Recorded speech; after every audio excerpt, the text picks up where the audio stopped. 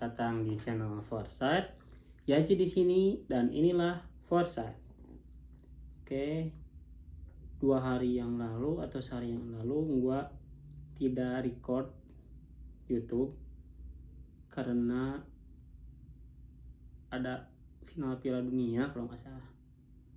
Jadi kan biasanya gua di siang hari ya, karena paginya gua di toko, sorenya pun gue di toko, jadi gue ada waktu luang di siang hari, jadi kayak uploadan gitulah.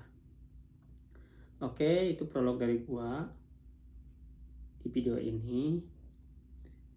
Kali ini gue akan masuk ke episode Open BO lagi, terbuka dalam berbagai opini. Di sini gue akan membahas tentang diversity, keberagaman. Menurut gue keberagaman adalah salah satu warisan atau salah satu penciptaan dari gua yang selaku beragama dari diri gua, dari sudut pandang diri gua, bahwa keberagaman itu diciptakan oleh Tuhan. Dan menurut gua terjadinya adanya sebuah keberagaman itu menjadikan sesuatu bahwa kita tidak hidup sendiri. Kita seolah-olah tidak bisa ngerasa yang paling hebat, ngerasa yang paling jago. Kita tidak bisa menasbihkan diri bahwa kita yang paling berdaya, kita yang paling pintar, kita yang paling ngerasa, kita yang selalu paling more lah menurut sebagian orang dan menurut diri gua. Kita nggak bisa yang paling itu, karena biasanya yang paling itu berpaling. Yaitu dia karena fanatik terhadap sesuatu. Ketika kefanatikannya itu udah gak ada, ya udah hilang gitu. Karena gua adalah salah satu orang yang percaya bahwa segala sesuatu yang ada di dunia ini, yang hadir di alam semesta, pasti memiliki batasan. Entah itu usia, entah itu angka, entah itu ambisi, apapun itu, anything. Nah, dari topik keberagaman ini gue belajar bahwa sebegitu indahnya kehidupan dunia gitu. Jadi jangan ngerasa bahwa ini tahun politik ya. Maksud gue, ini kebetulan di 2023 ini persiapan tahun politik, atau 2024 adalah pesta politik, pesta rakyat gitu, yang seharusnya dihadapi dan dirasakan dengan penuh sukacita gitu. Ya kan berbeda-beda ya nggak apa-apa, itu kan semboyan kita gitu, Bhinneka Tunggal Ika gitu. Berbeda-beda tetapi tetap satu jua gitu. Dalam artian ini gue mau ngasih beberapa pandangan terkait keberagaman. Pertama, keberagaman itu menurut gue adalah salah satu yang bisa menampar sebagian orang yang fanatik terhadap beberapa hal. Misalkan fanatik terhadap agama contohnya. Ya kita kan sadar bahwa kenapa ada lebih dari satu agama adalah itu salah satu keberagaman juga.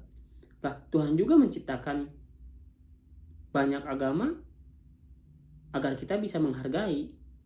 Ya kalau di kitab gua Al-Quran, di Quran surat Al-Hujurat ayat 13, ya ayyuhal insanu gua lupa. Minal dzakarin wa unsa wa ja'alnakum syu'uban wa qabaila lita'arafu inna akramakum indallahi atqakum. Jadi sesungguhnya Tuhan kami menciptakan dunia ini berbangsa-bangsa, bersuku-suku untuk saling mengenal. Tidak ada dijelaskan di dalam Al-Quran, kitabnya orang Islam,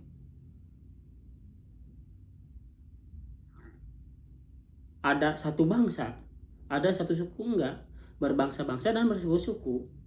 Itu baru dari segi segi biologis lah. Makanya gue kadang heran sama orang-orang, sama segelintir orang yang selalu menasbihkan bahwa gue yang paling Islam, gue yang paling bla bla bla, gua yang paling paham. Ini loh harus kayak gini. Kalau gitu tuh salah, kafir. Kalau tidak pakai kerudung tuh bla bla bla. Sholat tuh harus kayak gini, ngaji itu harus bla bla. Ya itu mungkin menurut dia gitu loh, tapi tidak menurut kita, tidak menurut yang lain. Karena apa?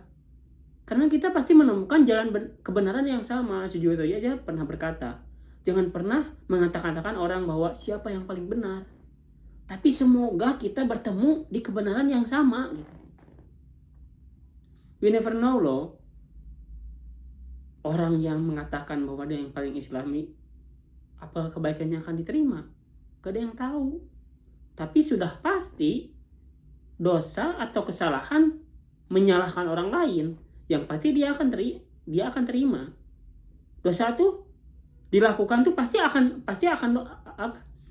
kalau kebaikan dilakukan belum tentu bisa jadi pahala. Tapi kalau keburukan dilakukan sudah pasti jadi dosa. So jadi jangan menganggap bahwa dunia ini bukan tentang lu aja gitu loh. Bukan tentang apa-apa yang lu gaung-gaungkan. Bukan tentang apa yang sebagian orang katakan yang paling islami, enggak. Ya kita punya sudut pandang masing-masing, kita punya pemikiran masing-masing, kita punya cara mengaktualisasi diri dengan dengan memberikan manfaat kepada orang lain. Ya selama itu hak dan kewajiban kita tidak keluar dari norma, tidak melanggar etika, tidak merugikan orang lain, it's okay. Jadi jangan sampai hanya karena berbeda pandangan, hanya karena berbeda etnis, hanya karena berbeda suku, kita terpecah belah. Pemikiran-pemikiran itu pemikiran lampau anjir. Maksud gue, ini gue ngasih contoh aja. Harvard, kampus terbaik di dunia, dia bisa menjadi kampus terbaik di dunia karena apa? Karena diversity. Harvard adalah salah satu kampus yang paling banyak, ini menurut artikel yang gue pernah baca ya, menurut sumber dan referensi yang pernah gue baca, Harvard menjelma menjadi kampus terbaik di dunia karena apa? Karena sebegitu banyaknya mahasiswa dari berbagai penjuru dunia, dari berbagai belahan dunia, sehingga pemikiran-pemikiran yang lebih banyak itu bisa lebih bervariasi, bisa lebih memunculkan pendapat-pendapat atau ide-ide baru dibanding dari sumber-sumber yang lebih sedikit. Ya kita pikir aja gini deh, kita berbicara huruf lah ya. Huruf kan tidak hanya huruf vokal loh, ada huruf konsonan. Kebayang nggak kalau misalkan huruf itu cuma diciptakan vokal aja, a i u e o, apakah akan menimbulkan sebuah kalimat yang jelas? Apakah kita akan bisa berbahasa dengan jelas? Apakah kita bakal bisa menunjukkan bahwa ini loh sumpit, S U M P I T, ini loh scarf, S C U R U B, ini loh gunting, G U N T I N G. Gak ada yang salah gitu loh dari keberagaman. Huruf diciptakan, alfabet diciptakan 28 untuk apa? Untuk bisa mengerti dan memahami bahwa tiap orang tuh bisa memberikan kalimat yang berbeda, bisa memberikan pemahaman yang berbeda.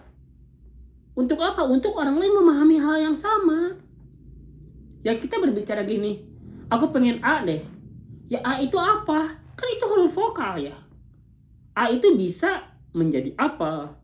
A itu bisa menjadi angka.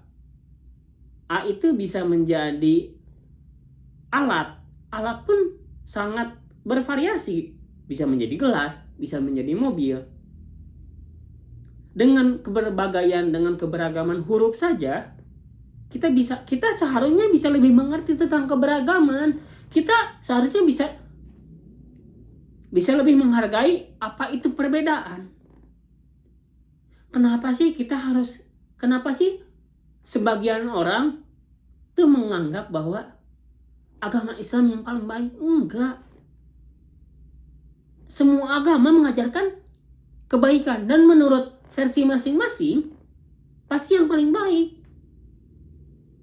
Itu sebabnya kita bisa menghargai agama lain, bahwa kemudian hak dia beragama, misalkan dia beragama Buddha, Hindu, hak dia untuk beragama kok. Bahwa kemudian agama tidak untuk dipaksain, itu betul. Itu betul. Rasul kami Islam, yaitu Muhammad, saat dakwah dia tidak pernah memaksakan untuk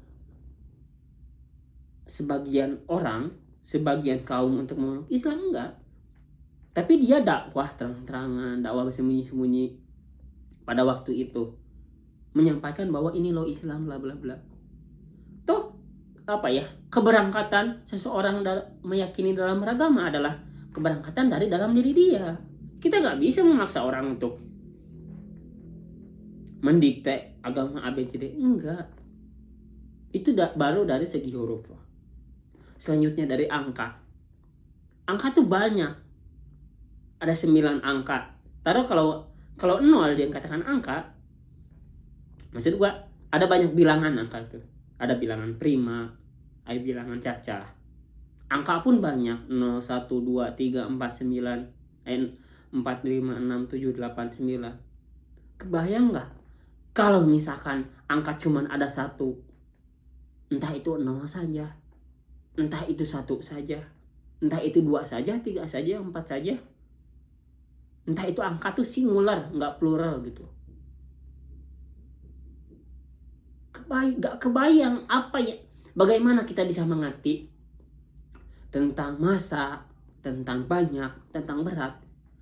Dari angka saja kita harus bisa melihat bahwa keberagaman itu begitu sangat wonderful, it's so just. Selanjutnya kita berbicara air. Air itu ada air laut, ada air tawar, ada air sungai. Oke, kita berbicara air sungai dan air sungai atau air yang di luar air laut lah, airnya tawar. Padahal apa aja?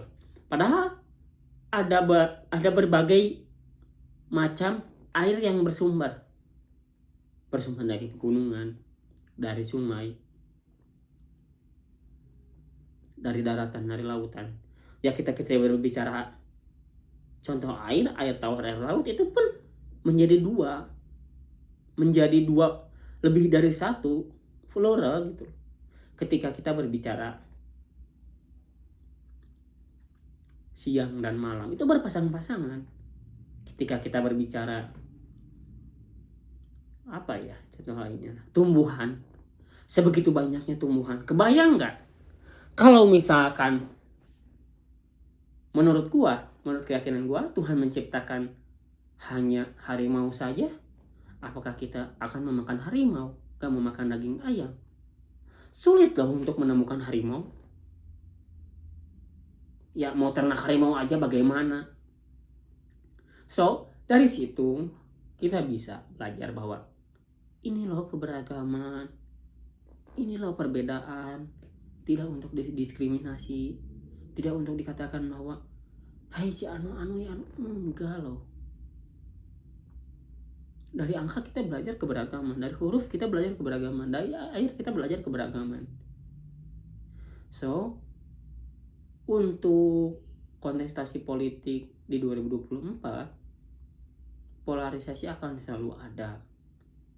Tapi ayo dong, polarisasi itu kita mengadu argumen, mengadu gagasan, mengadu program. Bukan mengadu domba.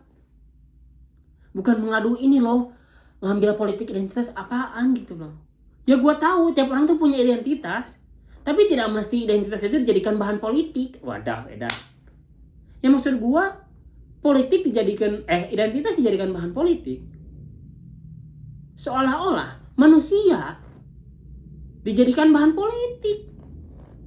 Padahal harusnya manusia yang menjadikan politik sebagai alat untuk berkontestasi, untuk mengadu program, untuk mengadu gagasan, untuk berlomba-lomba dengan argumen.